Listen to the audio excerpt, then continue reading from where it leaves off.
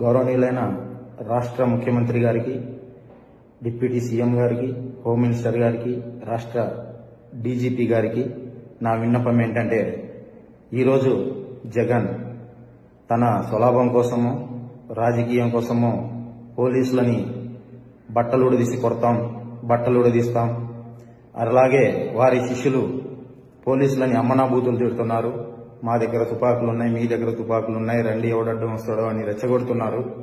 ఈ విధంగా రెచ్చగొట్టే పరిస్థితులు ఉత్పన్నమైనప్పుడు లేదా కింది స్థాయి ఉద్యోగస్తులను భయపడిస్తున్నప్పుడు ప్రజాస్వామ్యం చాలా క్రిటికల్ పొజిషన్లో ప్రజాస్వామ్యానికి ముప్పు వాటిల్లే పరిస్థితులున్నాయి. దయచేసి ఇటువంటి పరిస్థితుల నుంచి కింది స్థాయి ఉద్యోగస్తులకు భరోసా కల్పించండి.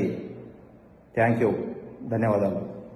నేను G. Sudhakar Yadav, sub inspector of police, Ramagiri.